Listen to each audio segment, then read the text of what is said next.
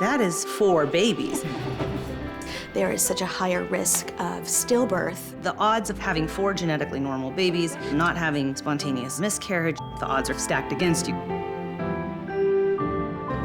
I looked in the mirror, and one side of my face was paralyzed. And she's actually crying.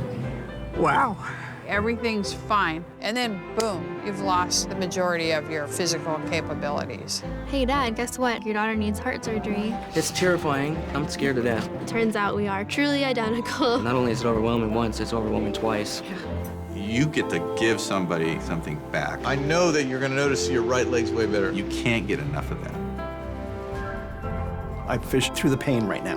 We're not just healing the joint, we're healing the spirit within that person. I'm not ready to sit in the rocking chair yet. Never give up. Never give up. Never quit.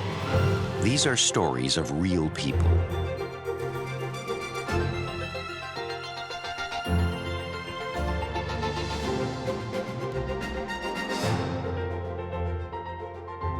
These are stories of the Sharp experience.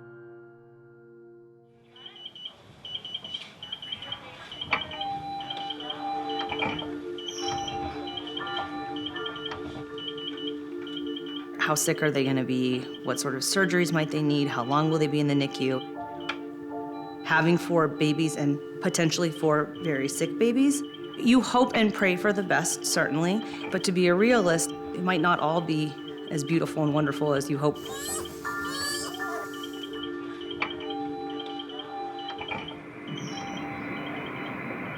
There's one down here called baby A. Over here is baby B, the one that's most active.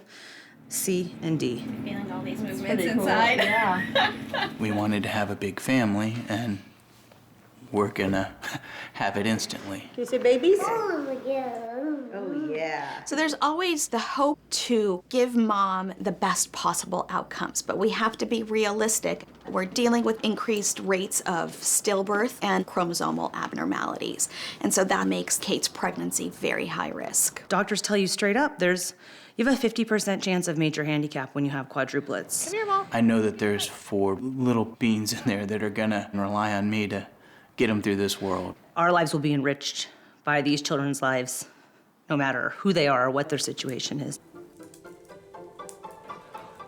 So I'm about 30 and a half weeks. Our medical team has decided that they'll do a C-section by 34 weeks if I stay pregnant that long. I was asking her, like when your water breaks, does it break 4 times or once? You hope and pray for the best, but the odds of a 37-year-old woman having 4 genetically normal babies, not having miscarriage, I mean, the odds are so low.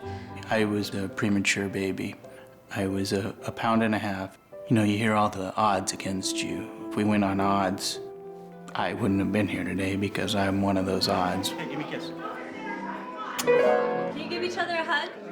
There's a part of me that doesn't want to get attached just in case something does go wrong. When the time comes, I'll believe it, but at this point, I still almost don't believe that it's really going to happen. 11:30. That's our tea time for our foursome. I know that's what you wish you were doing today. But... And if they're all girls, we're going to have a mental breakdown. Yeah. We need one boy, at least. Or we'll have to keep going. Katie has made it to her 34th week, and she made it to her planned cesarean section. You guys look so excited. I love it. Welcoming 4 babies into the world. You know, you don't get to do this very often. I think it too. Surprise, so we don't want to know. Isn't that incredible? Caitlin and I both have had our kids here. Most of our nurses that work here deliver here. Is Katie ready? Yes! This is it! This is it! This is the day we've been waiting for. Let's meet them. Delivery is a risk. Your uterus is significantly expanded as compared to 1 or 2, so there's increased risks of bleeding during a multiple delivery. Mwah. Love you. All right, ready? You too, babe. Thanks. The advanced life support teams will be present, and there's going to be a team for each baby. Can we go get Dad? It's been a long road from where we started, huh? With no hospitalization. With That's no amazing. hospitalizations, no nothing. All right, uterine incision in a second.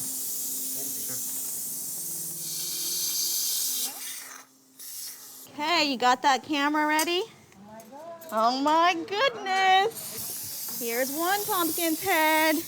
Hi, boo-boo. It's a... Hi. Welcome to the world, pumpkin. Here we are. Here's Oh our my second goodness. pumpkin. Right. It's a... Little girl. Oh. Hi, little girl. Oh my gosh.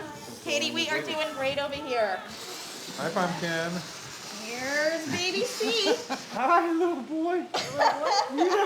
Oh my gosh. Hi, baby D. This is on What an Angel. Look how cute. Look at that. They looked great. I mean, they were all crying and screaming as they came out.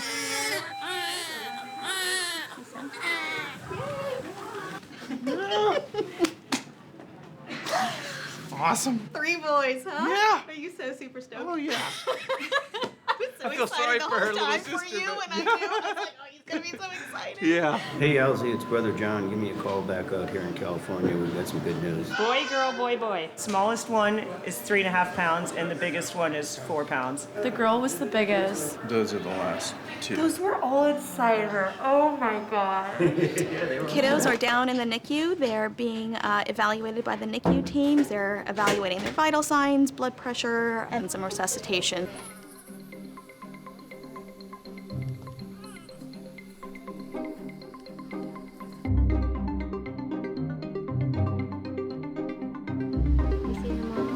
Hi, sweetie. Welcome. She hears her mommy. It's so nice to see you on the outside. She's getting a little pressure to help her breathe, but she's on room air as well, so she's not requiring any extra oxygen. She's doing really well. Gosh. Oh my gosh. Oh my gosh. Oh my gosh, look at his little hands. Can you hold his hand? It's a lot of kids. It's sinking in. I know, now it really is. Oh my gosh, you're smiling. That's a big smile. You're a doll. Most of the nurses that work here are moms. So we know what the moms are going through, and we love on these babies how we would love on our own babies, you know? So that has to be comforting for the moms, because a lot of us have been there. Really, some of the nurses, the reason why they work here is because they've been through the same trials. This is a big day. We're gonna get to hold all of the babies for the first time.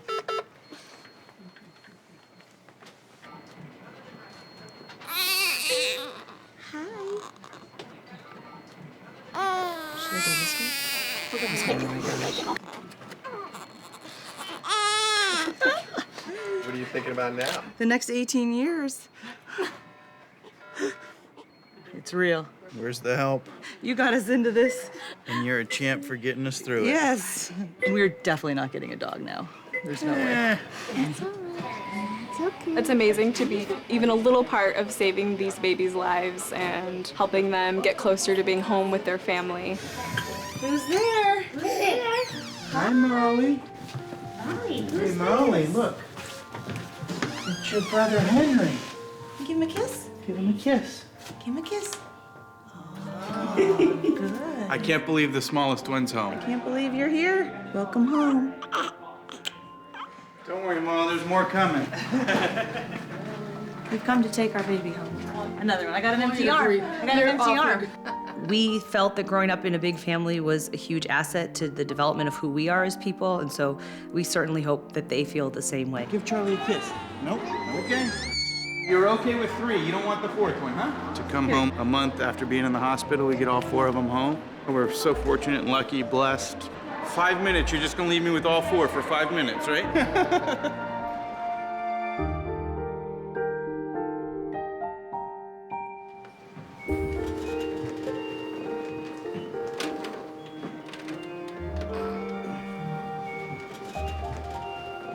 Good work, babe.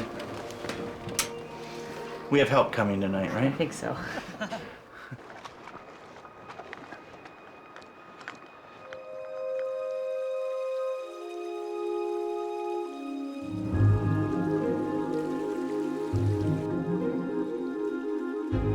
Fly fishing is, to me, the ultimate kind of warrior, king, poet kind of fishing. It's so literary.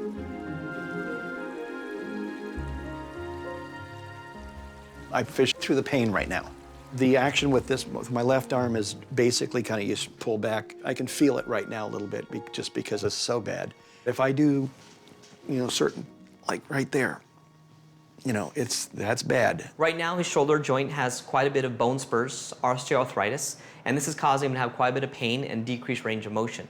And because of this, his quality of life is being affected. I'm not ready to sit in the rocking chair yet. Never give up. Never. He continues to push through the pain to do what he loves most in life. For a period of several months, I was waking up at night and, it would have kind of caught and I'd have to do this motion to get it. I mean, it just convinced me, well, okay, I don't want to live like this. And this is pretty much what we do all day long, total joint surgery. Our goal today is to perform a total shoulder replacement on Warren. What we're going to do is replace the ball component as well as the socket. We do this by making an incision in the front of the shoulder. For the ball side, we will use a metal component that will mimic the natural anatomy. The stem will fit inside the humerus. As far as the socket's concerned, when they come together, they'll make a surface that's nice and smooth so that you can rotate freely without any pain and any dysfunction. It turns out that there's a big bone spur. We had the privilege of treating him for his right shoulder several months ago. There's just no problem at all anymore. And because of the success with my right shoulder, I know my left shoulder is going to be just as good. What we're going to do now is we're going to remove some of the osteophytes, which are the bone spurs that form with the osteoarthritis.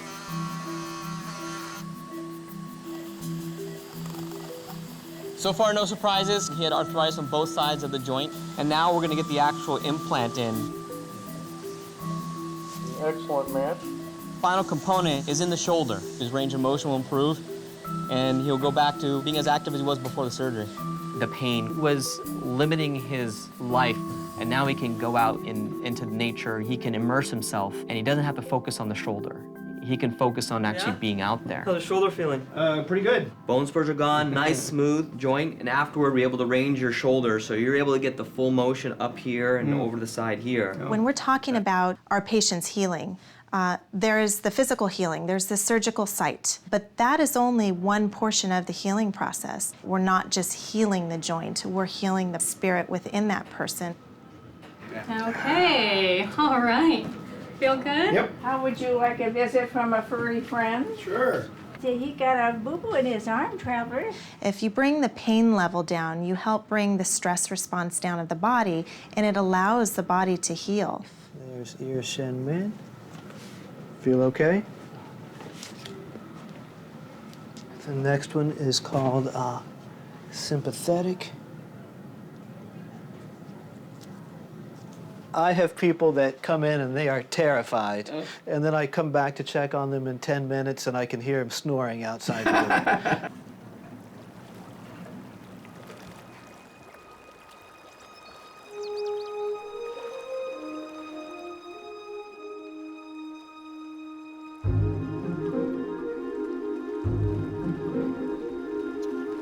I got brand new shoulders. They got me back where I can do these things that I love so much, and I don't have any pain. I mean, just look around. I mean, it doesn't get any better than this.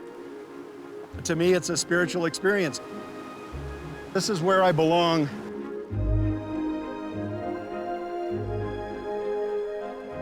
Never give up. Never give up.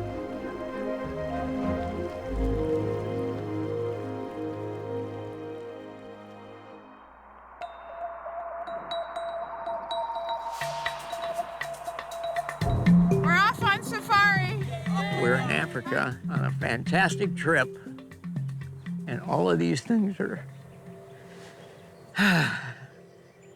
We were getting ready to go out on a game drive, and I turned around to say something to Dwayne, and all of a sudden I couldn't speak. It's not working quite right, one side of her face. I looked in the mirror, and sure enough, one side of my face was off. It was paralyzed in such a way that my face looked really distorted.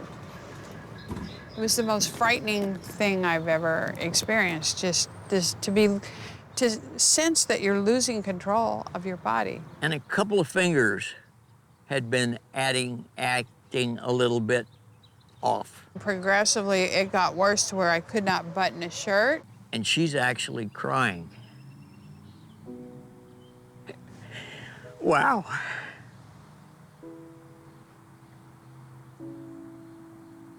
Thinking about it is tough.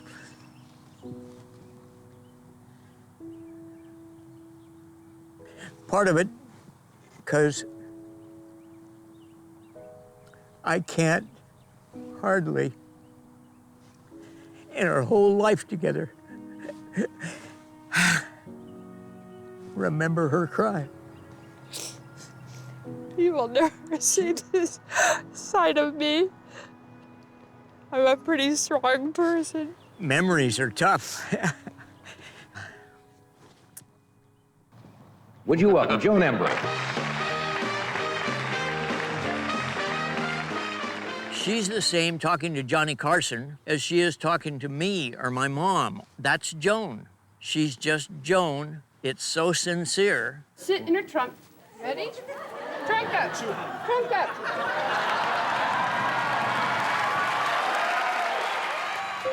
We went to the hospital because we're heading out into the bush, and I want to be sure that everything's okay. The hospital said that they thought it was Bell's palsy. This is something I'm just going to have to live with. I can't do anything really about it. It'll go away in time. Though we're concerned, we're not panicked.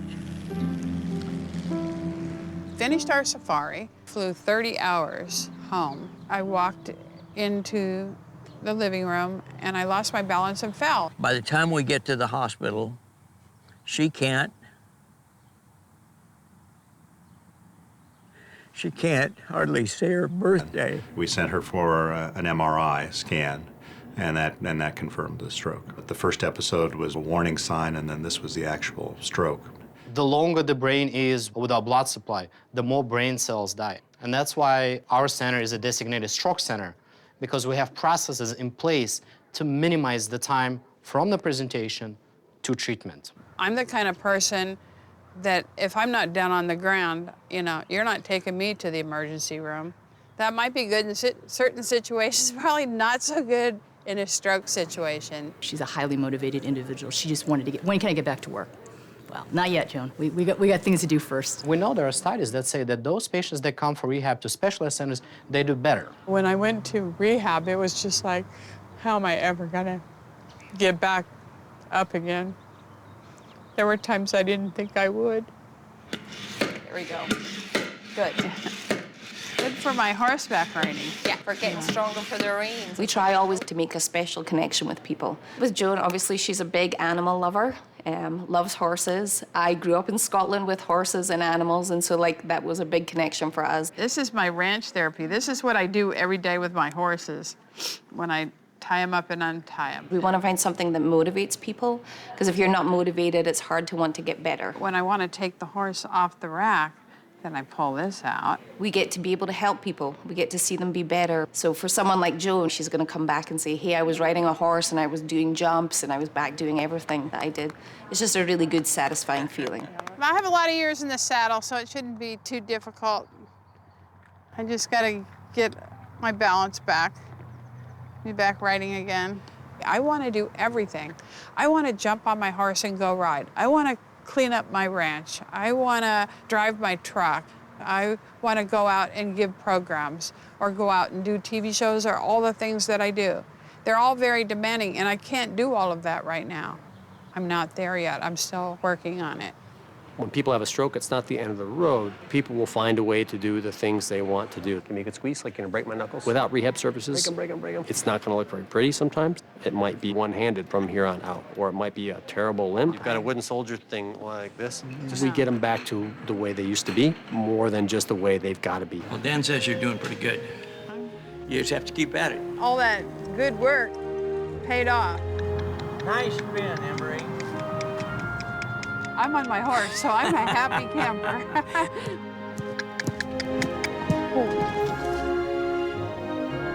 Good boy. Happy again.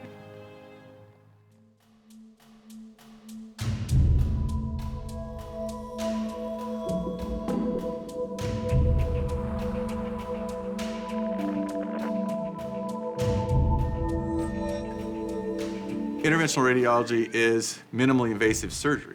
The radiology part is CT scans, MRI, and ultrasound. Interventional radiologists are the masters of small things. We need to see how much of your circulation is preserved below the knee. There are 3 vessels that we're born with. 3 months ago, I was walking, I dropped down. I feel, weak. I can't walk no more. He's only got 1 significantly good vessel left. So what we're gonna do today is put a catheter in your artery, and we're gonna steer it down to the blockage in your right thigh. This is the thing that I would try on my own family if they had a problem like yours. We would try this minimally invasive approach before we do a major surgery. When I came into interventional radiology in the mid-'80s, there was a genius in the Midwest who said, never touch the vessels below the knee. And he was world famous. He was wrong. He was wrong. You can breathe, but do not move your legs. My vascular surgeon is sending me 10 patients a week who have diabetes and renal failure and rotten limbs. I say, well, let's try. And then, oh, it worked. There's a critical narrowing, and that is really restricting flow down his right leg. We can open chronically blocked vessels and restore blood flow to a sick limb with a small, high-tech tool that's a millimeter in size. So I'm just driving the clot out. You can see that that system was once completely blocked. Now it's got decent flow in it. I started doing high-volume limb salvage. After a while, it got to be sort of a passion, like, I'm going to get every total occlusion that comes my way. I'm going to do them all. I'm going to do the best thing I can. And oftentimes, the feedback I got was, you should see that guy's foot. It is awesome. The wound is healed. It is back. His limb is on. It's gratifying. That's why I became a doctor. There's the balloon going up. We've gotten our blockage stented open. The blood flow is going to be dramatically better. It's going to be nice. Be a nice result. He's going to love this. I know that you're going to notice your right leg's way better. The hope is that with continued work, walking, and keeping his weight normal, keeping his activity right, he'll be as good as he can be. He's good to go home today. How do you feel? No pain, no nothing. I feel really good. I care about my community. I want the person who comes to me to know that I'm committed to them, and I'm going to fight for them.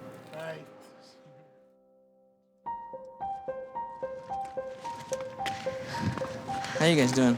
Sometimes I just feel like a hummingbird.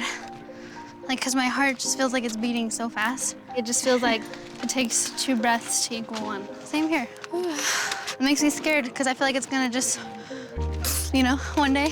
I was in the process of getting a job, and the very final step was getting a physical.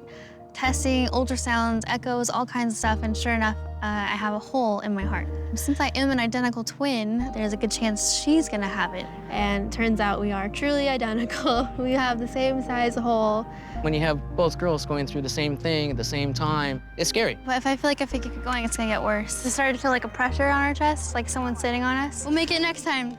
They have a problem called an atrial septal defect. What that means is there's an abnormal connection between the left side of the heart and the right side of the heart. Yours, Brielle, is over here, and this is Tana's. And you can see, here's the aortic valve right there.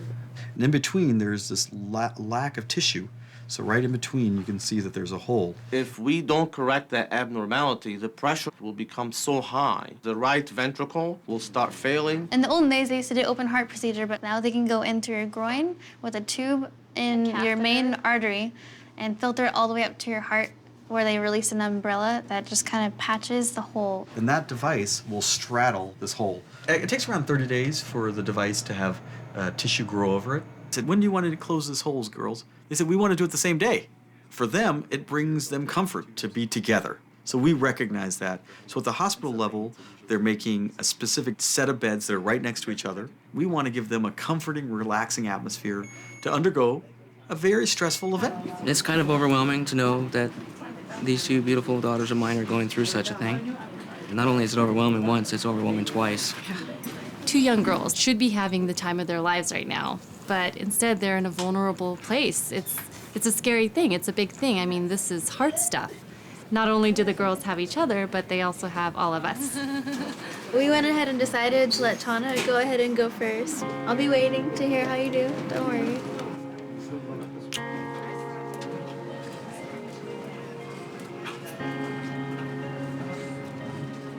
She cried? Yep. Okay. Bye, beautiful.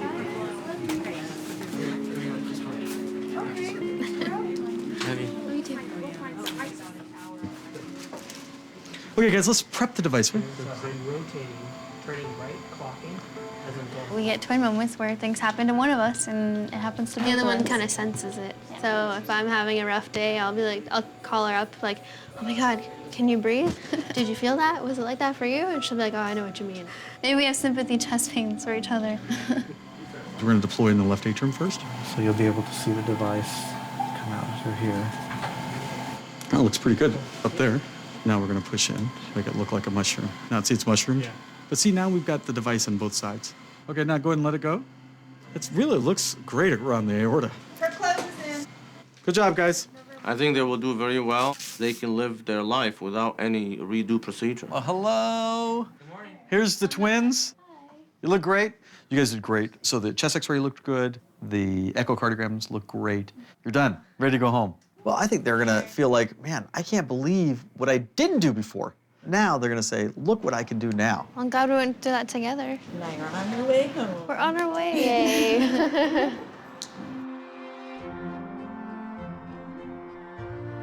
So today marks just a little bit after 3 months since our surgery. So we're here at Cowles Mountain again, gonna give it another shot and see how far we can push ourselves today. It just makes me realize how strong those girls are. And I know that going forward, you can do anything in this life that you set your hearts and minds to do. I don't think we've ever felt more like twins. I think it's brought us closer at the same time, girl. 1, 2, 3. We did it.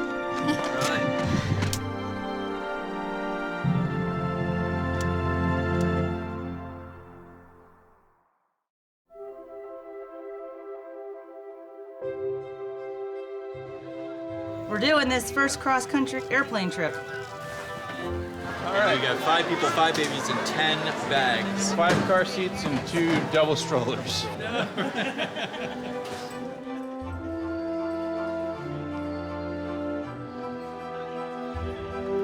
You're silly.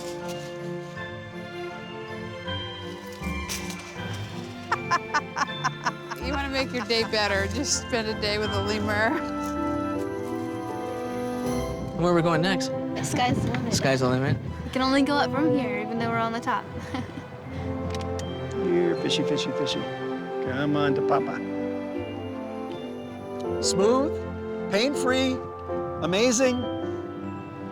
It didn't get any better than this. Woohoo! Begin your SHARP experience by choosing a doctor. Call 1-800-82-SHARP or visit sharp.com.